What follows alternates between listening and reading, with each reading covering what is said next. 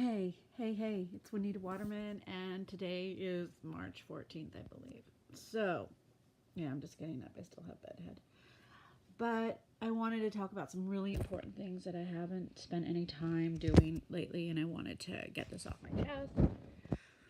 One, went to Sacramento, California, to talk to a, a media about what's going on in religious institutions with their clergy privileges not to report child molestation, child rape, things like that of that sort.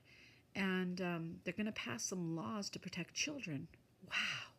Finally, I'm so excited about that. And we're just trying to get as much attention on why these laws are so important to get passed.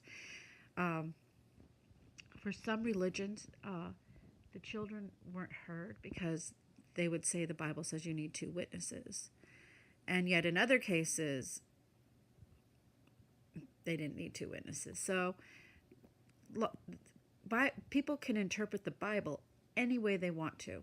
And that's our freedom of religion in this country. But when it comes to the harming of children, that's where we draw a line, and it becomes a crime not to protect innocent children. So it will become a law that any volunteers, any clergy will now be under a oath of protecting children and reporting crime to the authorities and let them deal with it. They're professionals and they know how to find out if somebody's lying or not lying, or if it's true or false or whatever. And the problem with a lot of religion is they think the government is controlled by Satan. Which, I understand there's bad people in government, but there's also bad people in religion. And if it helps a child at all, just one kid, or if it stops pedophiles in the congregations from being excused and hidden, then it's going to be a really, really great thing. Now, the other thing I wanted to talk about was let me see, where was I? About finding your hope, your passion, your new passion. How to find that is you have to really look at the things that you love, and you have to do the things that you think you love and see if you really love them. You have to live your life at a 10 and out of curiosity to try things and do things and go places. If you're living your life at a 1, you'll never find your passion. You'll never find what's going to give you abundance. Because when you find your passion, all of a sudden, everything becomes so much more abundant. Because you're not spending time on things that aren't valuable to you.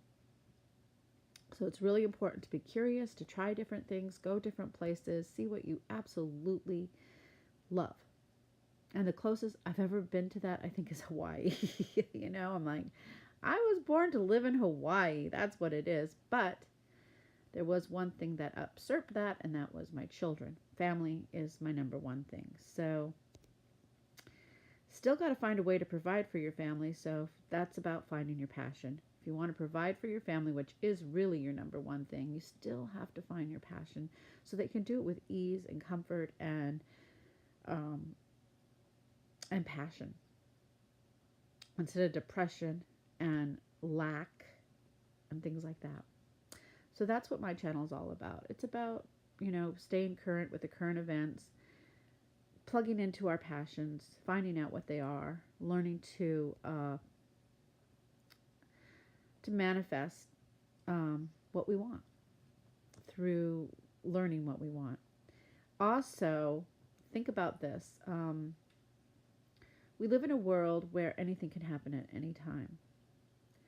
And you never know when you're going to take your last breath. You never know when somebody you love is going to take their last breath. So you don't get that information. It's kind of interesting because we have had a lot of that here in Hope, Maine. and just people dying out of nowhere, and you're just like, shoot, I didn't see that coming at all. I was blindsided. And sickness coming, and you're blindsided. You don't see that coming.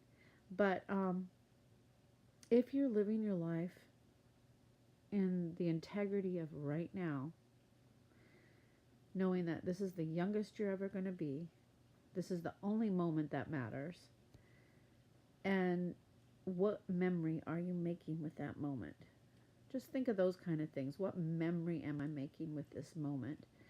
And you can hire the vibration.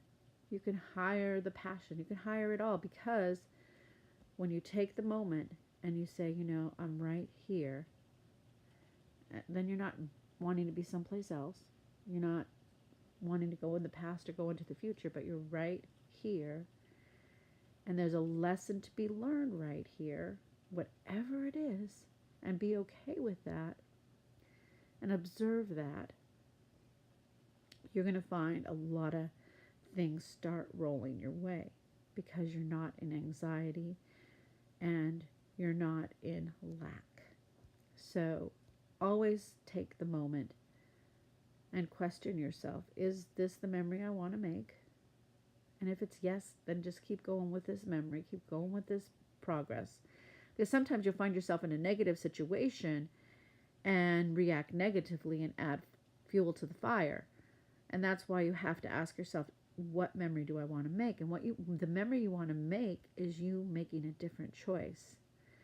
One of the exercises I did that has really changed my outlook on things. It hasn't changed me completely yet, but it's in the process. Was shame. Every decision I made was protecting myself from shame. I didn't want to be shamed. Shame meant death to me. Death, absolute death. As a small child, I was shamed constantly. And that was complete death to me, and that's why I blocked out most of my childhood memories.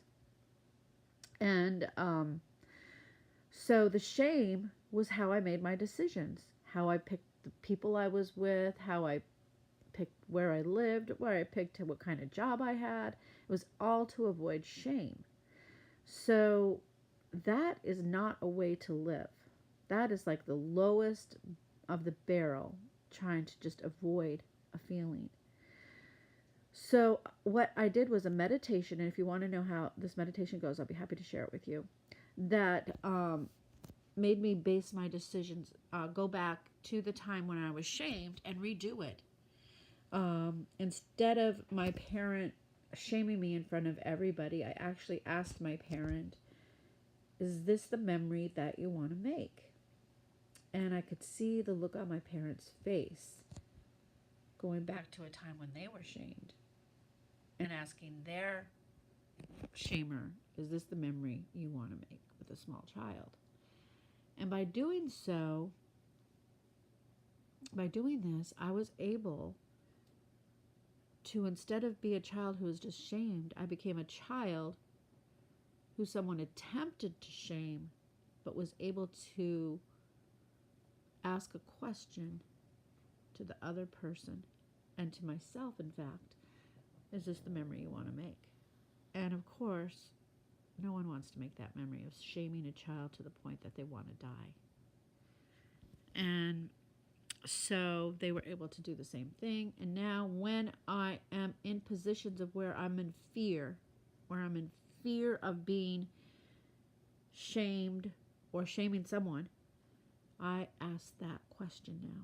Instead of just going with the flow, trying to protect myself, I now ask that question, is this the memory you want to make? And it has changed my decision making.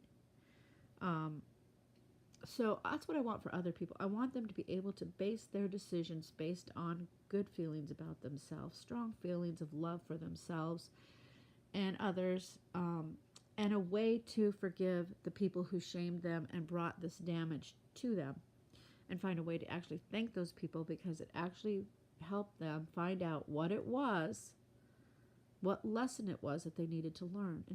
And the number one lesson I needed to learn was, no one can shame me. No one can shame me, because that's not the memory I want to make. And I can't shame other people, because that's not the memory I want to put in their head either.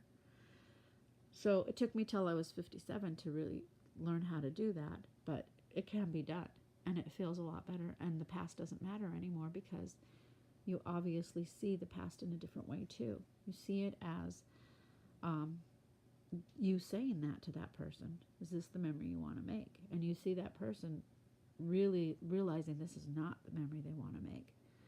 This is not what they want to do. And you can totally forgive somebody who realizes that in the moment and realizes that they've been making their decisions based on shame too. And also seeing yourself as a strong, bold person who was able to question that person instead of just die, instead of just be shamed and die.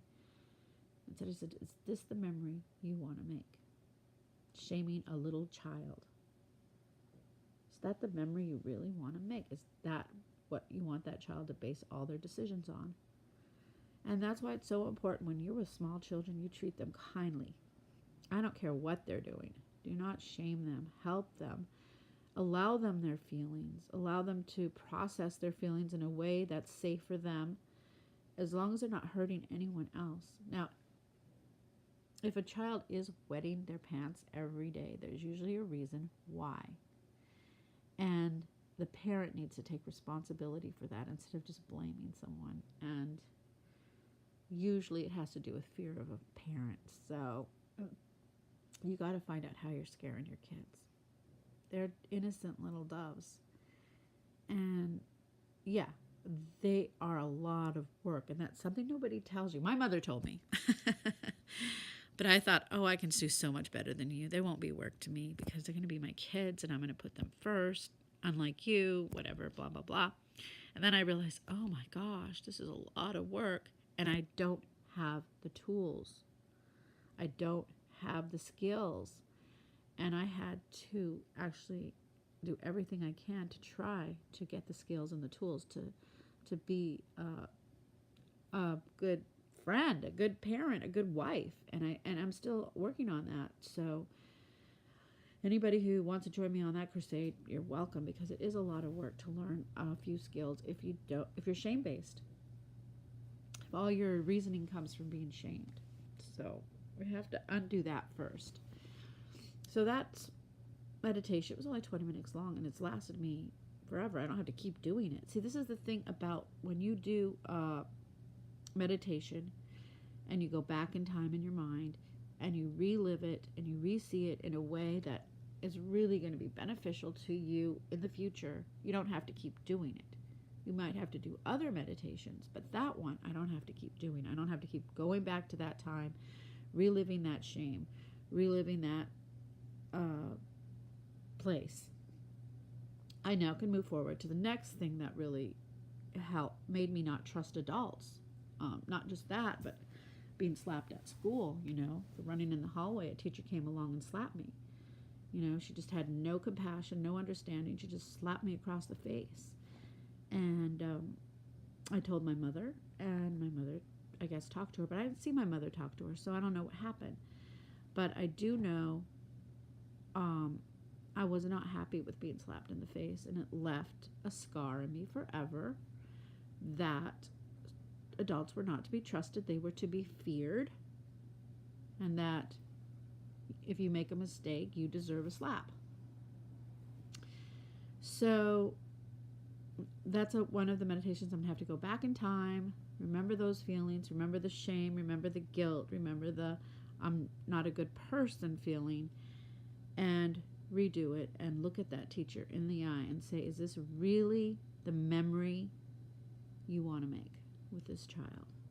Is that really the memory you think will best suit this child? And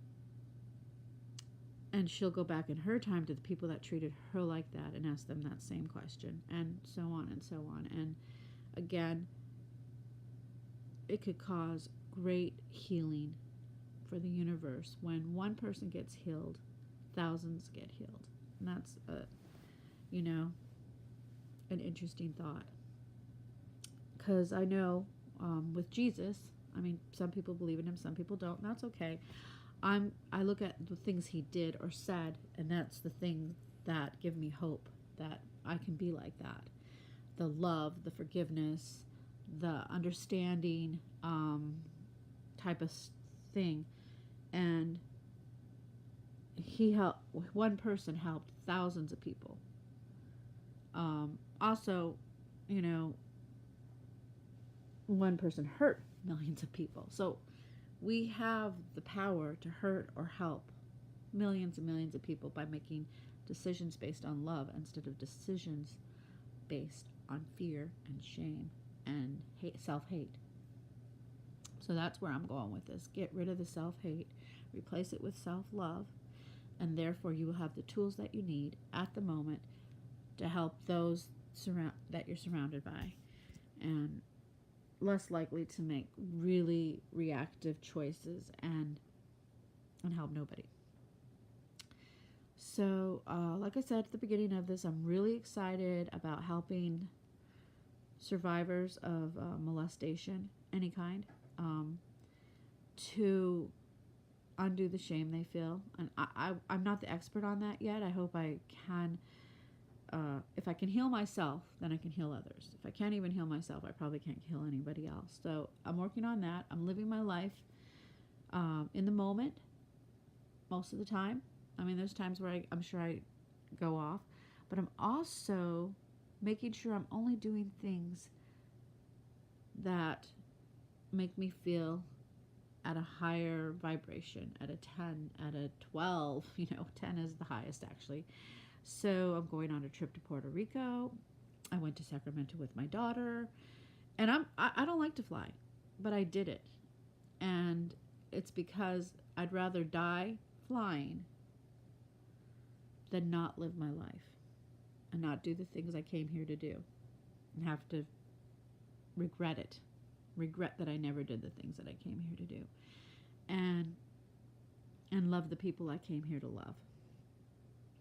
And actually, nobody really needs my help. You guys all have everything inside of you. But what I found from other people's stories is encouragement to keep trying, to keep going on. I was just watching Saturday Night Live, and the host on it, I can't remember how to say his name, but he was talking about how 22 years ago he came to LA and auditioned and really got rejected because he's Australian or English and calls everybody mate and has an accent, and he failed at first, and then he saw his sister who was working for a record company, and she was just meeting all these hip hop people, and one day they went to a funeral for one of these famous hip hop guys, and here he was at a funeral with all these stars, music industry stars, and he's just like, if this is impossible. And it made him believe in the impossible. And that's really what it all comes down to, is believing in the impossible. What is your impossible, and conquering it. Because don't let anybody tell you something that you want is impossible. Okay? And that's where I'm at today. I'm not believing in the impossible anymore. I've been doing things that prove to me that I'm here to do the impossible. So are you. Okay. I'll let you go. Talk to you later. I can figure out how to turn this off.